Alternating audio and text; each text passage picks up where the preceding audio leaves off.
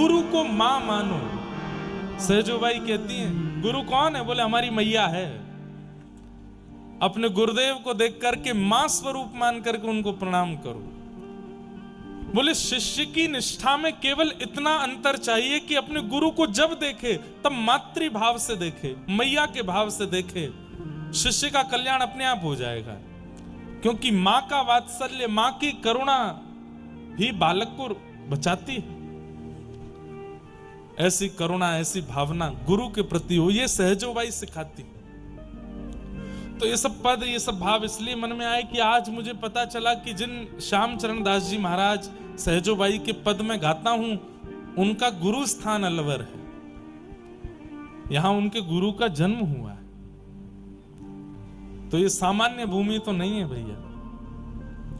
यहां अनेक भक्तों के प्रादुर्भाव हुए हैं, और इन्हीं श्यामचरण दास जी की परंपरा में दीक्षा ली थी, जिनका कल मैं स्मरण कर रहा था, याकूब हुसैन। वो भी अलवर के ही थे। याकूब हुसैन के पिताजी वो अजमेर में कोई नौकरी करते थे। अब थोड़ी सी सुनो कथा। इनकी माताजी जो थी, उनको किताबें पढ़ने का बहुत शौक था। मुसलमान थी वो भी। किताबें पढ़ते पढ़ते पढ़ते, कभी एक किताब दो, तो पढ़ते पढ़ते इतनी इच्छा हुई कि एक दिन विवाह से पहले उन्होंने रामचरितमानस को पढ़ा, और जैसे ही दो चार दोहे चौपाइयां पढ़ी, इतना आनंद आया उनको पढ़ने में कि वो अपने पिता माता से छुप छुप के पढ़ने लगे। कालांतर में उनका अलवर में ब्याह हो गया। ब्याह के बाद भी वो पति से छिप करके मानस जी पढ़ती थी। उनकी एक हिंदू सहेली थी, उससे वो पूछती थी, मुझे रामचरित्र पढ़ करके, मानस जी पढ़ के इतना सुख मिलता है कि मैं क्या बताऊं, लेकिन मैं खुल के नहीं पढ़ सकती।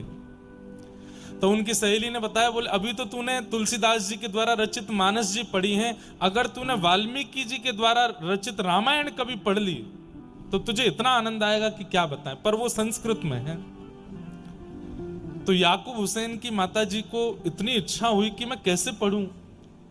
तब याकूब जी का जन्म हुआ। मैं इसलिए इतना सम्मान इनको दे रहा हूं क्योंकि ये परम भक्त हुए। ये धीरे धीरे ये बड़े हुए, अलवर में डॉक्टरी की पढ़ाई कर रहे थे। ज्यादा पुरानी बात नहीं है।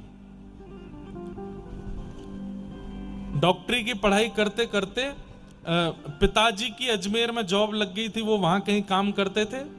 ये यहां डॉक्टरी की पढ़ाई कर रहे थे।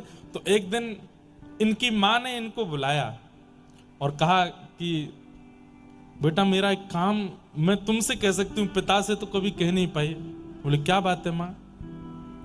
तुम पढ़ने लिखने में इतने होशियार हो, इतना जल्दी तुमको सब कुछ याद हो जाता है, मेरे लिए एक काम करोगे? बोले क्या? संस्कृत पढ़ लो, और संस्कृत पढ़ करके तुम संस्कृत श्लोकों का अनुवाद करना सीख लो। बोले मां उसकी आवश्यकता क्यों है? बोले मुझे रामायण सुननी है, मुझे वाल्मीकि जी के द्वारा रचित रामायण का अनुवाद सुनना है, वो तुमसे ही सुनना, और किसी से मैं सुन नहीं सकती। उन्होंने कहा मां ये तो बहुत अपराध है ना, हमारे कौम में तो ये अधिकार नहीं है। बोले इसीलिए तो छुप करके तुम पढ़ लो।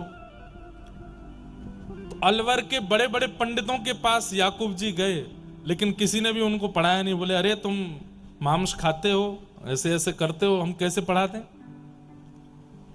इन्होंने ये बात अपनी मां से जाके कही, तो मां ने कहा तो बेटा तू एक काम कर, तू मांस छोड़ दे। उन्होंने मां से कहा मां वो साल भर में हमारे कई त्योहार आते हैं, उसमें तो खाना पड़ता है। बोले कि मैं तेरे लिए कुछ ऐसा बना दूंगी, सबको लगेगा कि तू वही खा रहा है, लेकिन वो नहीं होगा, तू छोड़ दे मांस। तो इन्होंने मांस छोड़ दिया, और एक पंडित जी को इन्होंने विश्वास आश्वासन दे दिया कि मैंने मांस छोड़ दिया, मुझे संस्कृत पढ़ाई है। तो रात्रि की बेला में जब पूरा नगर सोता था, तब पंडित जी इनको संस्कृत पढ़ाते थे। 6 महीने में संस्कृत का अध्ययन करके इतने विद्वान हो गए याकूब। उन्होंने पूरी वाल्मीकि रामायण अपनी माता जी को सुनाई। यहां सामने बैठ के मां रोती थी, और यहां सुनाते सुनाते याकूब रोते थे। इतना दोनों का प्रेम हो गया राम जी से। अब तो कुछ महीनों बाद रामायण पूरी हो गई, तो इनके मन में इच्छा होने लगी मैं और क्या पढ़ूं और क्या पढ़ूं। तब इन्होंने अपने उन्हीं गुरुदेव पंडित जी से पूछा मैं और क्या पढ़ूं। तब इन्होंने कहा रामायण हो गई, अब गीता पढ़ो। तो उन्होंने गीता पढ़ी तो इनको और आनंद आया, बोले कि ऐसा लग रहा है कि मैं प्यासा रह गया हूं, कुछ बताइए ना मैं क्या पढ़ूं। अपनी डॉक्टरी की पढ़ाई भी कर रहे थे। तब पंडित जी ने इनसे कहा एक काम करो, तुम श्रीमद् भागवत पढ़ो। तब इन्होंने श्रीमद् भागवत का अध्ययन किया। प्रथम द्वितीय तृतीय चतुर्थ पंचम षष्ठम सप्तम अष्टम नवम दसम स्कंद तक इन्होंने पढ़ लिया। 10वें स्कंद में जैसे ही गोपी गीत आया, तब कथामृतम तप्त जीवनम कवि भीड़ितम कल्मषा। बस रुक गए वहीं पर, और सालों साल निकल गए, गोपी गीत से आगे पन्ना पलट ही नहीं पाए, बस रोते रहते और गोपी गीत को पढ़ते रहते। याकूब हुसैन अलवर के किसी विद्यालय की लाइब्रेरी में पढ़ने जाते थे और बस रोते रहते थे, मैं क्या करूं, ये कितना प्रेम है, ये कितना रस है, ये गोपियां जिन कृष्ण के लिए गा रही हैं, मेरे को उनके दर्शन की इच्छा हो रही है, उनकी झांकी देखनी है, उनका स्वरूप देखना है। तभी एक दिन ये लाइब्रेरी में पढ़ रहे थे तो सामने वाली बेंच पर एक व्यक्ति आकर के पढ़ने लगा। इन्होंने जैसे ही उसको देखा तो उसके माथे पर तिलक था, गले में कंठी माला थी और हाथ में नाम जप चल रहा था, और वो पन्ने पलट के पढ़ता जा रहा था, नाम जप कर रहा था। इनको लगा ये मुझे कुछ बता सकता है। तब इन्होंने उस व्यक्ति से बात की, बोले कि आप हिंदू हो? बोले हाँ। ये क्या कर रहे हो आप हाथ में? बोले माला जप रहे हैं। बोले इससे क्या होता है? बोले इससे हमारे ठाकुर श्री राधा मोहन प्रभु दर्शन देंगे, नाम जप से दर्शन होता है।